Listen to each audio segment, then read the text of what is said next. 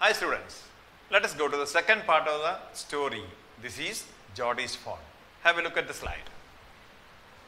Chapter 6, this is Geordie's Fawn, part 2.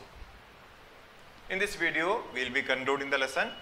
So let us see a recap of the last video. The last video, Geordie's father was ill because of the snake bite.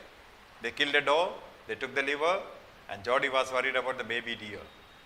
He asked the permission, father gives, mother was hesitating, finally mother also gave with the condition of giving his own milk to the baby deer.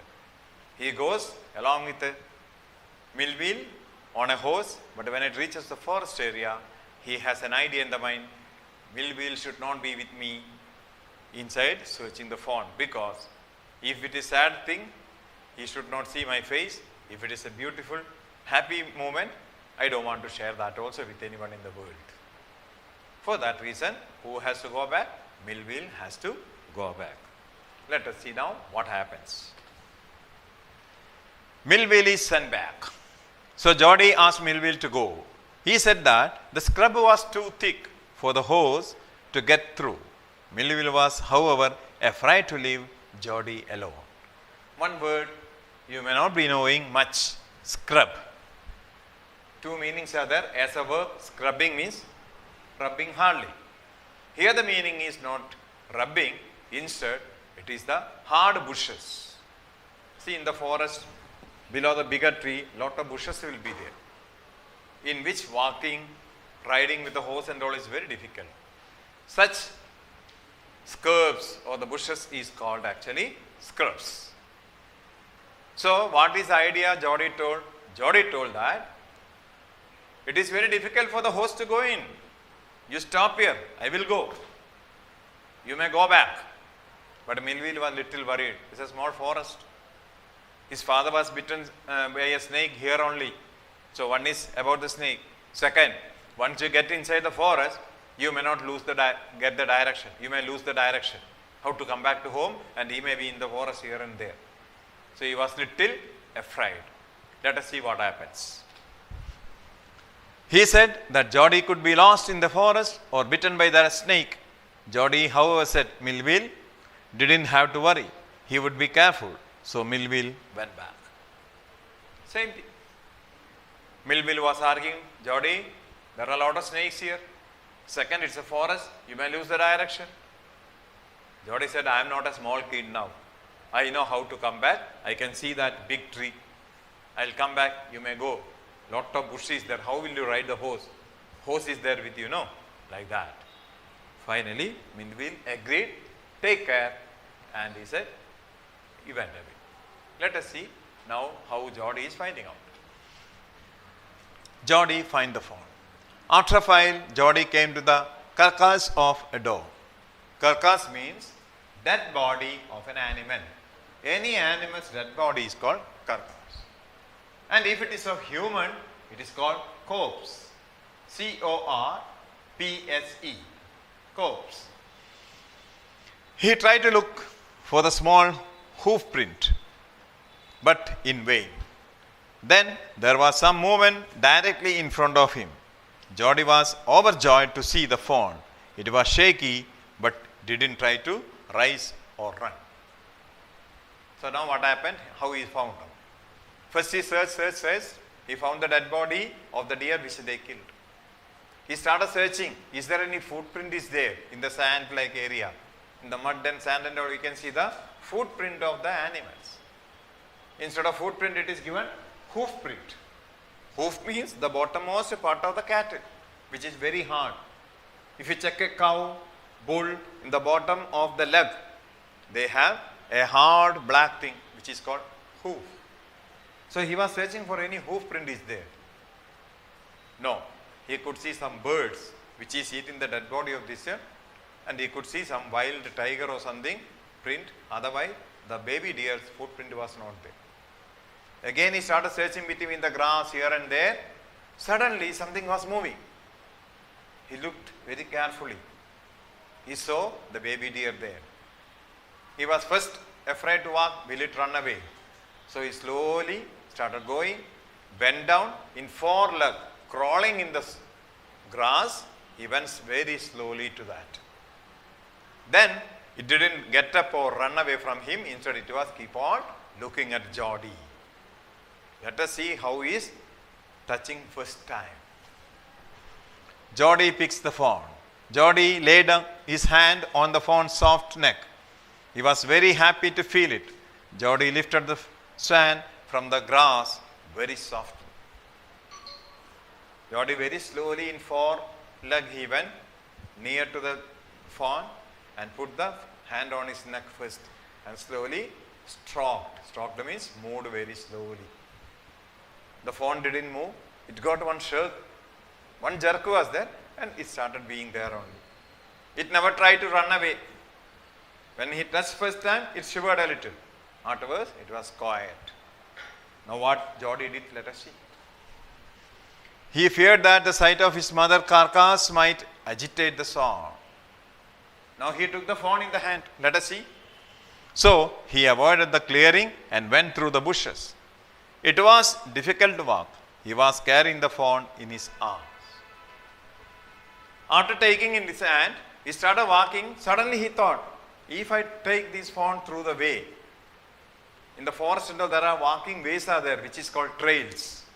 Through the trails when I am going, this baby deer will see the dead body of mother. That time it may get irritated, it may agitate. Agitate means move the leg and hand to escape from his body. So what he did, instead of coming in the trails, he again went inside the forest, took a little curvy way to come back to the trail again, instead of coming straight. Why did he do that? Because he thought by seeing the dead body of mother, this baby deer might get irritated or maybe it will get panic and try to escape from his hand. So he went through the bushes, taking a curvy path and coming back to trails. So he has to carry these completely up because of the bushes. So he carried that maximum height because the leg of the deer, baby deer is also very long. Without hurting it, very carefully he brought back into the trails again.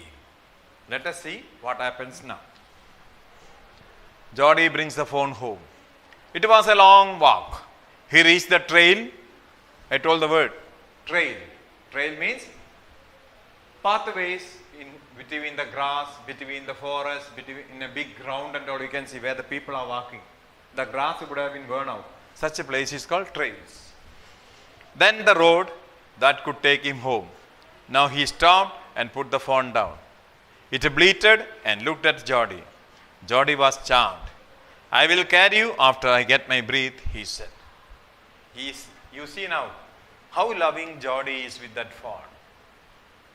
Even though it is an animal, how he is treating him. He carried and brought up to the road. By the time he became tired. So he kept the baby deer on the road and took some breath. By the time the baby deer started bleating. Bleating means the sound of the deer is called bleat. So he started bleating. So Jody told, wait, let me take some breath. I will carry you, don't worry. Let me take some breath. Like that, Jody told to the fawn. His father had told him that a fawn would follow if it had first been carried. So he started slowly. The fawn didn't move. So he came back to pick him. He went ahead carrying the fawn in his arm. Jody was a little tired. So he remembered father's idea. Father told, if you carry a baby deer once and leave it down, it will follow you. So what Jody did, he started walking. But this baby deer didn't follow him. He started bleating only. Jody ran and came back, again took it and started carrying towards his home. He could not go very far. He was too tired. This time, however, the fawn followed him as he walked on. He allowed to walk a little. Then he picked it up again. He reached at the gate of his home carrying the fawn. So, after certain time, again Jody became tired.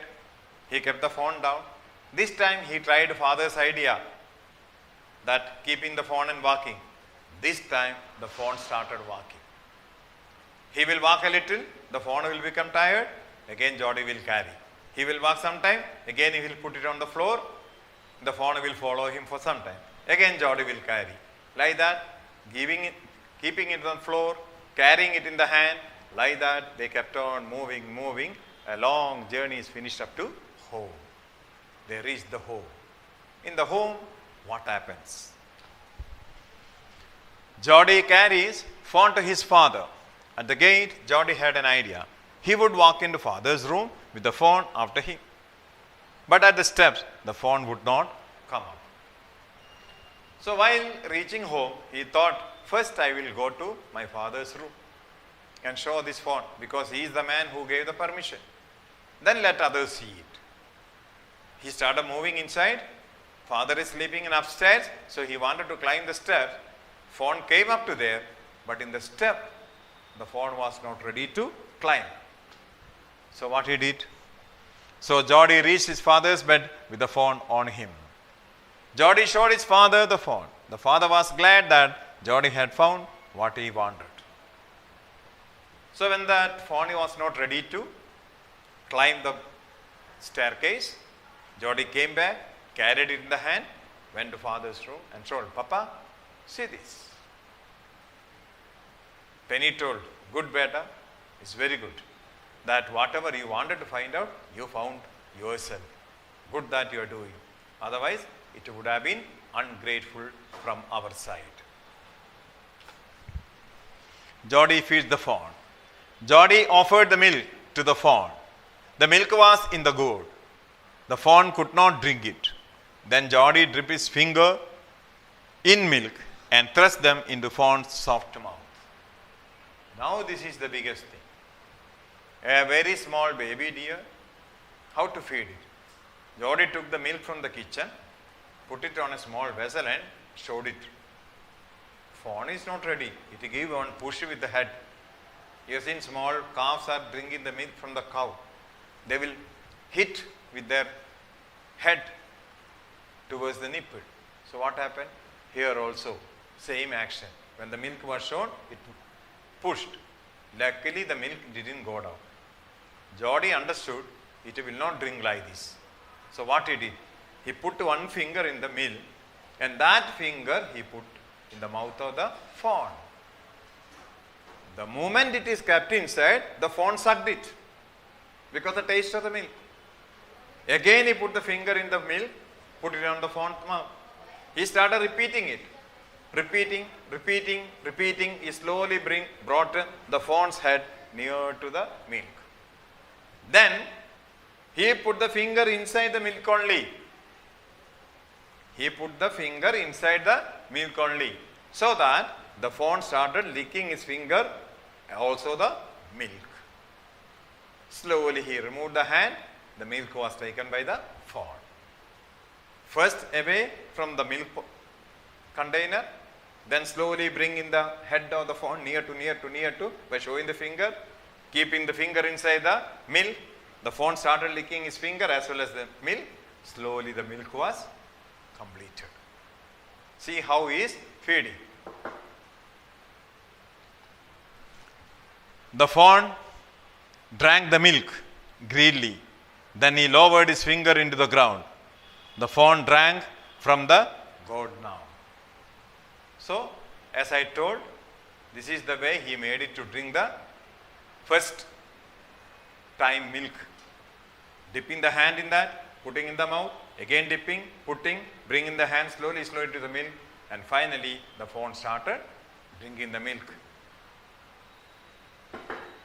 So, this is a story. So, here nothing else is described. The passion of Jody towards the fawn is explained. How sentimentally he is attached to it, how much he was worried about a little baby deer. He is showing that his courtesy, his affection towards the living beings near to him. That's all. Bye-bye.